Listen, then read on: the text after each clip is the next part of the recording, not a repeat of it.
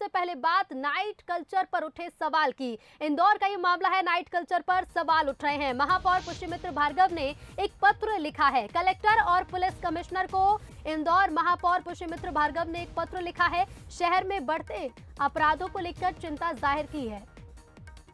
तो night culture पर फिर से विचार करने का जिक्र इस पत्र में लिखा गया है। नाइट कल्चर पर सवाल उठ रहे हैं।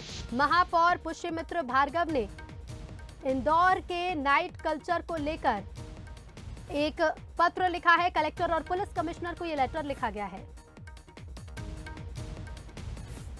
तो शहर में बढ़ते अपराधों को लेकर चिंता जताई है। और चलिए इस पर और ज्यादा बातचीत के लिए हमारे साथ इंदौर महापौर पुष्यमित्र भार्गव जी जुड़ रहे हैं। भार्गव जी, जिस तरह से आपने लेटर लिखा है, इंदौर को मुंबई दिल्ली की तर्ज पर विकास के पथ पर आगे बढ़ाया जा रहा था, लेकिन जिस तरह से जो मामले सामने आ रहे हैं, क्या लगता है वो उस विकास पर एक झटका दे रहा है, एक रोड़ा साबित हो रहा है? हेलो जी, आवाज मिल रही है सर आपको? नहीं, इंदौर देश भर में स्वच्छता में नंबर 1 है और सुरक्षित शहर वो रहे, इसके लिए जो आवश्यक प्रयास हैं सब लोग कर रहे हैं। लेकिन फिर भी जो घटनाएं पिछले दिनों में हुई हैं वो दुर्भाग्यपूर्ण हैं। उसमें कहीं ना कहीं एक प्रोग्रेसिव स्टेप के रूप में पहले हमने 24/7 इंदौर को खुला रखने के लिए प्रयास किया था कि आईटी कंपनीज को और खुले रूप से आने का निमंत्रण मिले। लेकिन मुझे ऐसा लगता है कि अभी जिस प्रकार से स्थिति है उसमें इस निर्णय को लेकर पुनर्विचार करने की आवश्यकता है। इसलिए मैंने सभी स्टेक होल्डर्स को कहा है कि भाई इस पे एक बार बैठ के हम पुनर्विचार करें कि इससे क्या लाभ हुआ है, क्या नुकसान है। अगर उस रिव्यू में ये विषय ध्यान में आता है कि इसको फिर से इस पे विचार करने की आवश्यकता है तो करेंगे।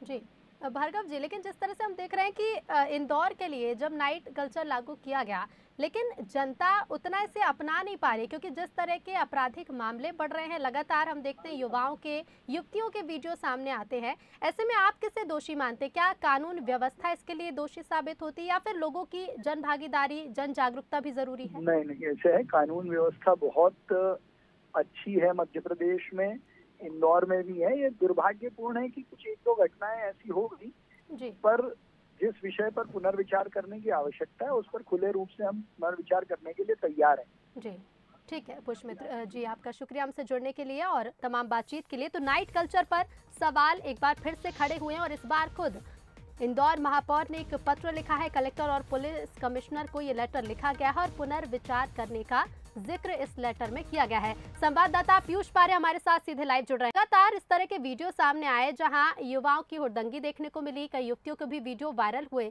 अब इसे लेकर एक बार फिर से सवाल खड़े होते हैं कि नाइट कल्चर पर क्या फिर से विचार किया जाना चाहिए, और बैठकर विचार करने का जिक्र खुद महापौर ने किया है।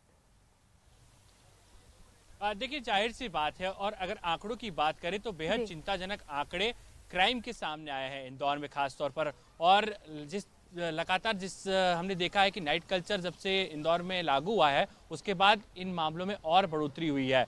देर रात को हुड़दंग के वीडियो सामने आना, उसके साथ में नशाखोरी के वीडियो तमाम सामने आए हैं, जिसने जिम्मेदारों के सामने भी कई तरह के सवाल खड़े किए हैं। ऐसे में महापौर पुष्यमित्र भार्गव ने एक बड़ा इनिशिएटिव लिया है। उन्होंने यहाँ पर इंदौर कलेक्टर और पुलिस कमिश्नर को ये पत्र लिखकर इस बात का जिक्र किया है कि सुरक्षा व्यवस्था को बेहतर बनाने की अब आवश्यकता है।